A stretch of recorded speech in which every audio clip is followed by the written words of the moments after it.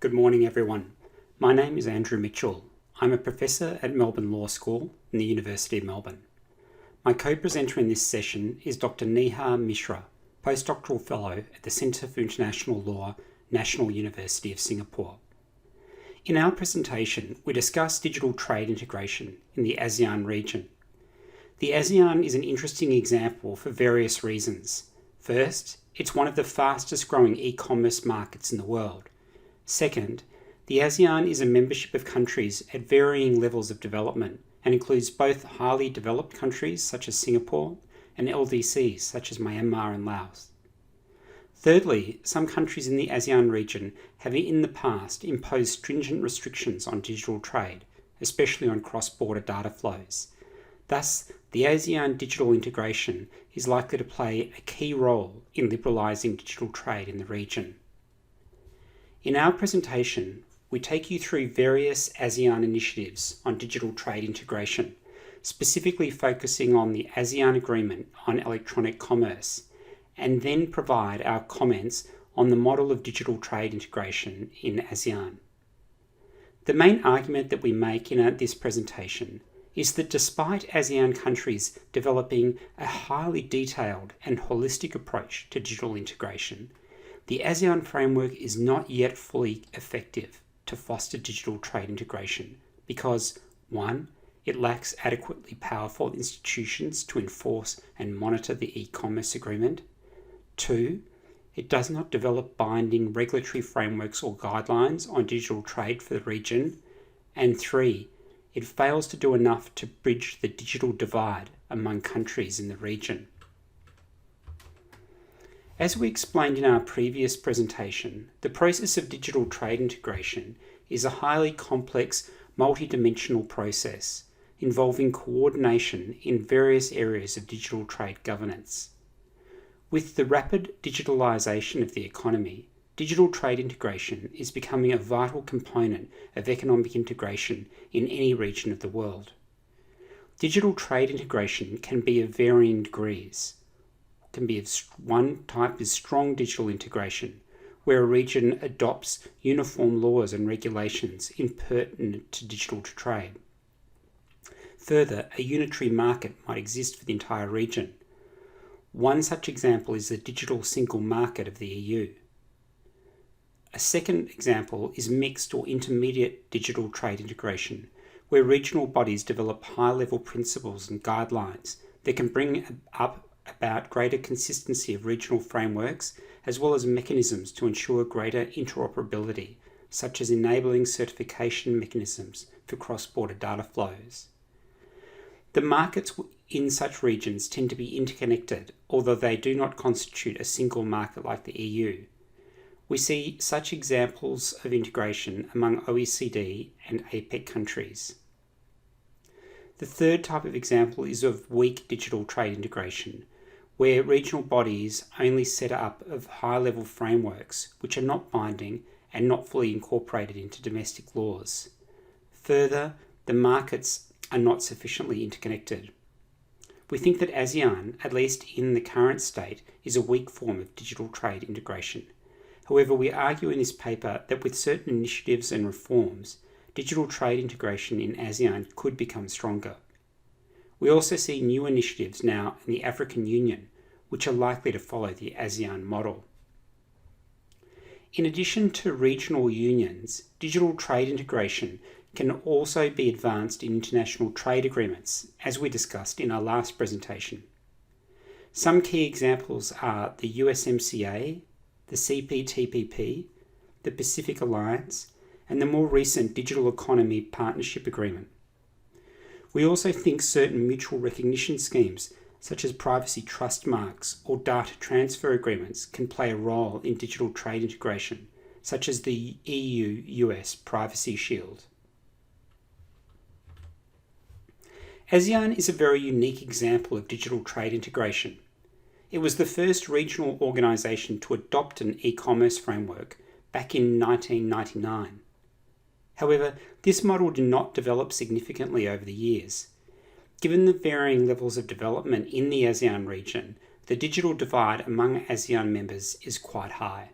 This makes the digital trade integration very important for ASEAN. ASEAN members have in recent years developed a very comprehensive framework on digital integration. The ASEAN Digital Integration Framework sets out an ambitious agenda for the development of electronic commerce in ASEAN and covers many crucial issues such as cybersecurity, consumer protection, and promoting MSMEs. We also see a strong focus on the development of digital trade in the ASEAN Economic Community Blueprint, which aims to develop an integrated, cohesive, innovation, resilient, and people-centric ASEAN. ASEAN members also realise the importance of the data-driven economy and its role in promoting digital trade integration. Therefore, they have adopted the ASEAN Framework for Digital Data Governance, which, among other things, aims to facilitate digital trade and investments in the region. The key areas covered under this framework are data integrity and trustworthiness, accountability in data governance and data protection, data security, cross-border data flows, digital trust, and digital development and inclusion. To promote sound data governance, the members have established separate initiatives on data classification, cross-border data flows, digital innovation, and data privacy.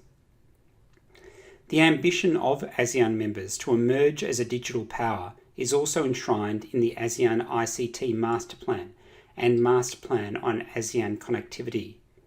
In developing these frameworks, ASEAN members have therefore focused on both the physical and the virtual infrastructure for digital economy in ASEAN. The ASEAN Agreement on Electronic Commerce was recently signed in 2018. Several provisions of this agreement are inspired by recent PTAs with comprehensive electronic commerce chapters, so for example the CPTPP. But the agreement also focuses on certain ASEAN-specific issues. In general, the agreement is quite comprehensive, although many crucial provisions on digital trade integration are not binding on all parties. The key objectives of the agreement are mutually complementary in nature. 1. To facilitate electronic commerce. 2. Build digital trust and confidence. 3. Deepen cooperation on electronic commerce. Rightly so, ASEAN states recognise the importance of an enabling legal and regulatory environment across ASEAN to build a strong regional digital market. The agreement is also focused strongly on cross-border consumer concerns in electronic commerce and the elimination of inefficient digital trade barriers, such as data localization. However, it does not contain a non-discrimination obligation applicable to digital products like many other modern PTAs. The scope of the agreement extends to all e-commerce activities, but excludes government procurement. It will be interesting to see how the ongoing negotiations on trade and services among ASEAN members will impact the provisions of this agreement. Now let us take you through some of the key provisions of the ASEAN Agreement on Electronic Commerce. The agreement contains strong obligations on paperless trading and electronic signatures and authentication, which can be very helpful in digital trade facilitation. This is perhaps not surprising, as the majority of MSMEs in ASEAN have historically faced high trade costs and significant delays in their e-commerce transactions. Interestingly, this agreement also recognises the importance of developing interoperable electronic authentication methods. The agreement also contains a binding obligation on transparency. The agreement requires all parties to adopt online consumer protection and data protection laws. These provisions are, however, not as comprehensive as other PTAs, such as the CPTPP, to which some ASEAN members are also a party, and the USMCA. In general, the obligations require ASEAN members to adopt these domestic regulatory frameworks, taking into account international standards, guidelines, and principles. Perhaps in the ASEAN context, this could mean looking at APEC frameworks. Some countries in the ASEAN region are known to impose restrictions on cross-border data flows. The ASEAN Agreement does not contain a binding provision on cross-border data flows, although it encourages countries to facilitate the free flow of data. However, ASEAN members have taken a strong step of curtailing data localization by explicitly prohibiting it. Nonetheless, at least some ASEAN members are likely to impose data restrictive measures by justifying them under the general and security exceptions of the agreement. This is, however, a more balanced approach, but does not significantly advance over the WTO framework.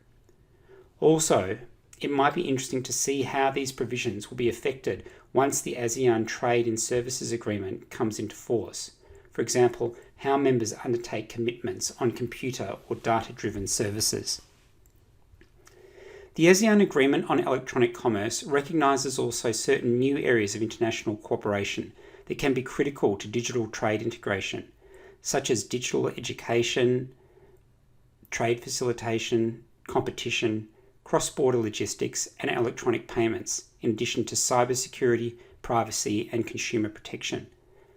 The scope of cooperation under this agreement extends to various activities such as information sharing and the identification of best practices on e-commerce, implementing projects for assisting members to develop their regulatory frameworks, and investigation and resolution of online frauds and misrepresentations.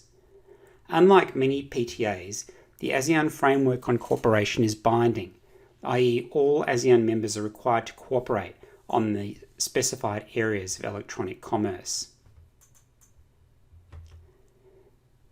The ASEAN Agreement on Electronic Commerce is intended to be monitored and implemented by the ASEAN Coordinating Committee on Electronic Commerce.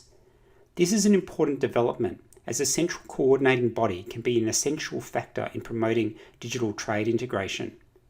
However, for this to happen, the committee should be able to exercise sufficient powers and be driven by strong political will of the members. To date, this hasn't happened. Moving forward, this committee can play an important role in ensuring greater regulatory coordination among ASEAN members, facilitating information exchange, and ensuring better alignment of resources in the region to promote digital development. The ASEAN Agreement has some unique innovations that are relatively rare in international trade agreements. First, it recognises certain high-level principles that can be instrumental to digital trade integration. The principle of technological neutrality, the importance of regulatory alignment among ASEAN members, and the use of alternative dispute resolution mechanisms in e-commerce, for example, an online dispute resolution mechanism. These principles are forward-looking. Despite being non-binding, they can play a positive role in integrating the digital market in ASEAN. Second, the ASEAN Agreement contains certain soft provisions which are unique for trade agreements. The ASEAN Agreement recognises the importance of safe, secure, efficient, and interoperable electronic payment systems. As access to e-payments is one of the most difficult barriers faced by MSMEs, specifically least developed countries in ASEAN, such a provision is a welcome move. However, these provisions will only be meaningful if ASEAN develops other initiatives on e-payments, including harmonising standards. The agreement also contains a soft provision on logistics that would require members to try to reduce costs and increase efficiency of logistics, as well as share information with each other. Again, this is a major barrier for small players in e-commerce. But being a regional union, ASEAN can do more through integrated policies and initiatives on cross-border logistics and small value shipments. For instance, Singapore, being a major transshipment hub in the world, can play an important role in promoting fast and efficient logistics in ASEAN. Third, the ASEAN Agreement contains a unique provision on stakeholder engagement that requires members to adopt a multi-stakeholder approach in regulating and developing the digital economy. Whether members will actually adopt such an approach, especially in the more restricted ASEAN economies, remains uncertain. Broadly speaking, The ASEAN Framework on Digital Trade and Digital Integration is holistic and comprehensive.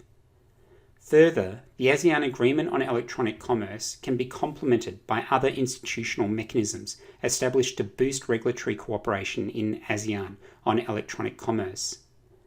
The key instruments are 1. The ASEAN High-Level Principles for Electronic Commerce, 2. The ASEAN Strategic Action Plan for Consumer Protection 2016 to 2025, 3. The ASEAN Competition Enforcers Network, 4. The ASEAN Framework on Personal Data Protection, 5. The ASEAN International Mobile Roaming Framework, 6. The ASEAN Declaration on Cybercrime, and 7. Initiatives on cybersecurity to standardise incident reporting framework across the region, establishing ASEAN CERT and the ASEAN Leaders Statement on Cybersecurity Cooperation. These instruments are non-binding and intended to serve as a guideline for ASEAN members. The non-binding nature of several key instruments may be an important reason for the slow pace of digital trade integration in ASEAN. We think the ASEAN Coordinating Committee on Electronic Commerce will play a key role in achieving the goals of the ASEAN Agreement. We are, however, not certain how effective it is likely to be. It is also notable that the ASEAN Agreement does not contain a specific dispute settlement provision. This may be a major impediment in the coming years in regards to enforcing the agreement. We think one area for reform is stronger mechanisms for digital development and inclusion. In the long run, with adequate alignment of resources by the ASEAN committees and stronger structures for regional cooperation, less developed ASEAN members may be able to adopt relevant laws and regulations on data protection, cybersecurity, and so on. More developed ASEAN members must set up comprehensive programs to assist LDCs in the region to bridge the existing divide. This would not only mean regulatory assistance, but also providing training and support to MSMEs in those countries. The ASEAN community could also learn from the practices in other regional initiatives among developing countries, for example the Pacific Alliance, where the members have agreed on a supranational dispute resolution mechanism for the protection of consumers in cross-border electronic transactions. Again, LDCs in the ASEAN region may need capacity building to support and set up and participate in these types of frameworks. Despite the various limitations we have discussed, we think that several possibilities exist for ASEAN members to use the existing framework to expand their digital economy and continuing to develop the digital infrastructure in the region. We thank you for your attention and look forward to your questions.